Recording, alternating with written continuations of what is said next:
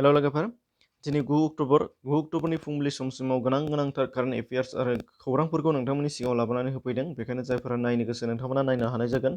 जोबजासिम नायलां गासैखौबो बुजिनो हानाय जागोन आरो नट मोननो हानाय जागोन। दा बे आंनि ब्लग पेज, बे ब्लग पेज हिसाबै नोंथांमोनहा बाहायनो आङो पस्ट होदों, बेनिफ्रायनो लानानै नोंथांमोननो दिन्थिनाय जागोन। दा फैदो फारि-फारियै जागायलांदिनि। गासैबो गोनांथारानो दङ दिनैनि बेलायाव। जायफोरा नेक्स्ट एग्जामाव जिरायगोन बिथांमोननि थाखाय गोनांथार जागोन आरो जायफोरा सिगांनि पस्टफोरखौ नायनो गोसो जादों एबा सिगांनि तारिखनि खौरांफोर नायनो लुबैदोंबा डिसक्रिप्शनाव लिंक दं आरो कारेन्ट एफेयार्सनि थाखाय प्लेलिस्ट अलरेडि थियारि जानानै दंखायो। दा फैदो फारियै से नाम्बाराव नायदिनि। भारतनि दानि कन्जुमार एफेयार्स आरो फुड एन्ड पाब्लिक डिस्ट्रिबिउसननि मिनिस्टार जेनाखि रामबिलास पासवान बिथाङा थांनाय 8 अक्ट'बराव माने मैया रुंसारि जालांबाय आरो बिथाङा रुंसारि जानाय समाव 74 बोसोर जाबायमोनदों आरो बिथाङा दिल्लीयाव थैदों।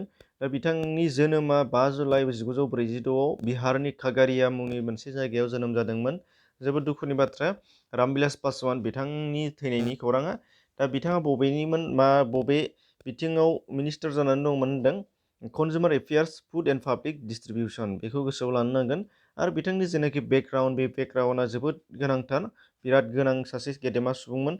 बे बिथाङा लकसभानि एमपि जादों फारियै गोबाव बोसोर 1977 to 84 खेबसे, 89 to 91 खेबसे, 91 to 96, 96 to 2009, 2014 to 2019, 2019 to 2020 नि मैयानि 8 अक्ट'बरसिम। दा बिथांनि बेनो लकसभानि एमपि। बेनिफ्राय आरो फारसेथिं बिथाङा मिनिस्टार मोनबोदोंमोन फारि-फारियै गोबाव बोसोर सिगांनिफ्रायनो मिनिस्टार मोनबोदोंमोन। बे मिनिस्ट्रि अफ लेबार एन्ड वेलफेयाराव 1989 to 1990 आव बिथाङा बिबान मोनदों। मिनिस्टार अफ रेलवे हिसाबै बिथाङा बिबान मोनदों 96 to 98। Minister of communications and information technology बिथाङा मोनदों बिबान 99 to 2001। मिनिस्ट्रि अफ माइनरिटिस बिथाङा 2001 to 2002 आव बिथाङा मोनदों आरो ministry of chemical and fertilizers 2004 आरो 2009 बिथाङा बेबायदि बिबान मोनदों आरो बिथाङा लकसभानिबो खेबसे एमपि जानो हानाय जादों। बिथाङा जोबोद इम्परटेन्ट, बयबो सिनायखायोआनोखा फ्रायानो।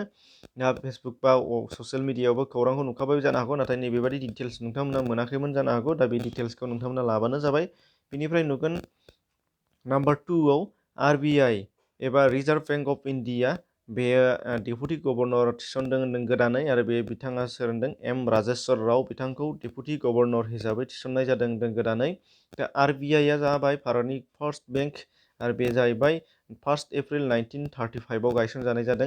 बे जाहैबाय जोंनि मिरुआरि बेंक एबा सेन्ट्रेल बेंक बेनि केटेगरिया आरो बेसो जोंनि इण्डियानि कारेन्सिखौ दिहुननो हानायनि मोन्थायखौ मोननाय जादों। हेडक्वार्टारा जाहैबाय मुम्बाइ, बेखौ गोसोआव लाबानो जाबाय। आरो गभर्नर हिसाबै दा दङ शक्तिकान्त दास, बिथाङा आरबिआइ बा रिजार्भ बैंक अफ इन्डियानि गभर्नर जाना दङ।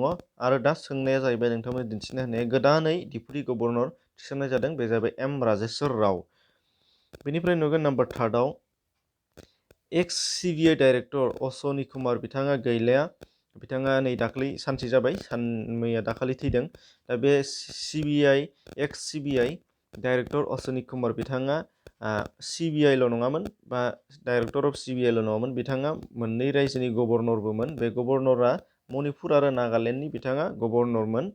दा बिथांनि जोनोमा जादों हिमाचल प्रदेशआव। हिमाचल प्रदेशनिफ्राय आरो बिथाङा फार्स्ट सिबिआइआव डाइरेक्टर बिबान मोनजेननो हानाय होनदों हिमाचल प्रदेश रायजोनिफ्राय।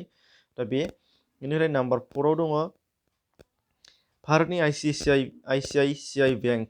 बे आइसिआइसिआइ बेंकआ लन लाग्रा ग्राहकफोरनि थाखाय माने लन एगेन्स्ट सिकिउरिटिसफोरनि थाखाय डेबिट कार्ड फेसिलिटि लन्च खालामबाय होनदों। दा बेखौ गोसोआव लानो नांगोन, बबेया बावैसो डेबिट कार्ड फेसिलिटि होदों, मानो लन एगेन्स्ट सिकिउरिटिस माने लन लाग्रा बिथांमोननि थाखाय होनाय जादों। दा आइसिआइसिआइ बेंकनि डिटेल्स नोंथांमोननो होनाय जागोन। आइसिआइसिआइ बेंकनि फुल फर्म नोंथांमोना मिथियाबो जानो हागौ। दा बेयाव नुगोन industrial credit and investment corporation of India, बे जाहैबाय आइसिआइसिआइ बेंकनि फुल फर्म।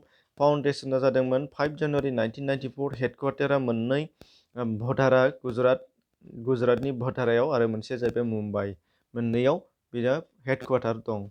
बेनिफ्राय नुगोन नाम्बार 5 आव क्वाड माने QUAD, क्वाड QUAD।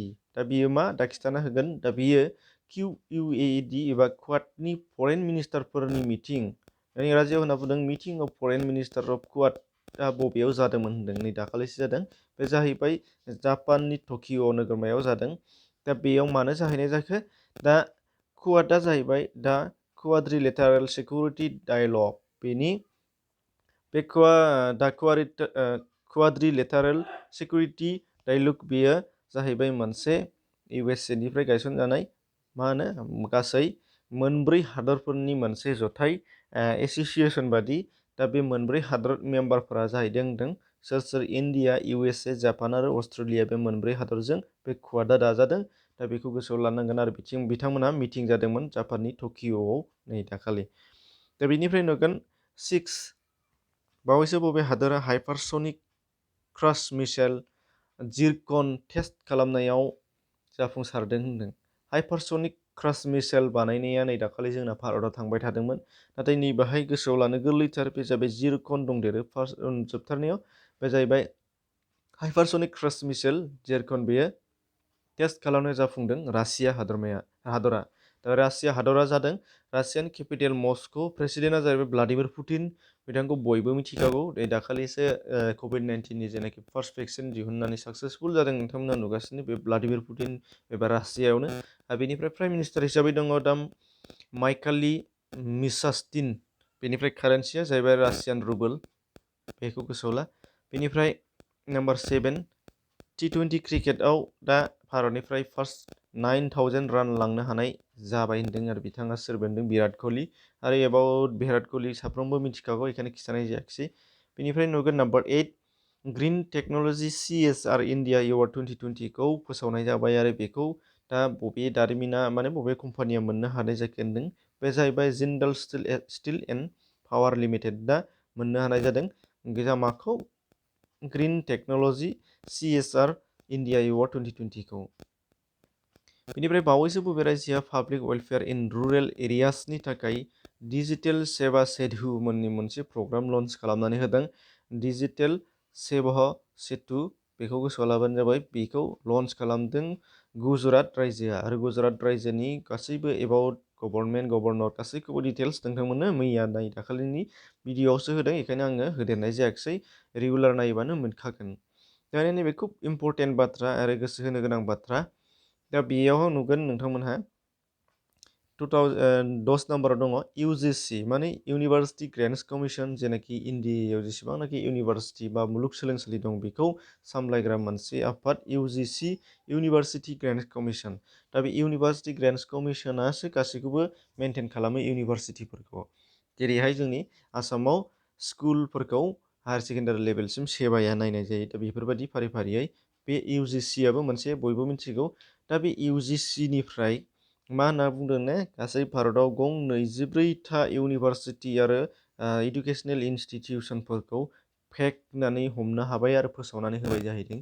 दा नंखाय स्कुल बा नंखाय इउनिभार्सिटि खुलिनानै नंखाय कलेजफोर फसंनानै दंगासिनो दङ होनदों भारतआव गासै 24टा। आरो बे 24टाखौ नोंथांमोननो बाहाय गासैबो नामखौ एड खालामनानै होनाय जादों।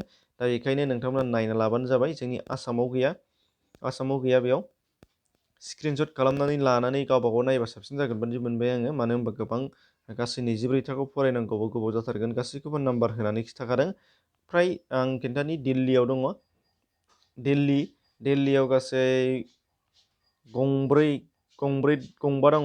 बेनिफ्राय गंद'आनो दङ। दिल्लीयाव गंद'। बेनिफ्राय कर्नाटकआव मोनसे दङ। बेनिफ्राय महाराष्ट्र दङ। केरेला दङ। बेनिफ्राय उत्तर प्रदेशआव 8टा दङ।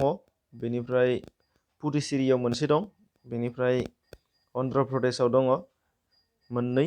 दा बेबादि गासै 24टा इउनिभार्सिटिया नंखाय होनदों, ओरैनो खुलिनाय माने गभर्नमेन्टजों सोमोन्दो गैयि। दा बाहाय खाबुफोलान मानसिफोरा बेखौ बानायनाय जादों। आरो दा बेखौ नोंथांमोना स्क्रिनशट खालामनानै फरायनानै लादो। आङो खेबसेयावनो थांजानाय बादि स्क्रिनशट खालामनो हानाय बादि जाना होखाबाय।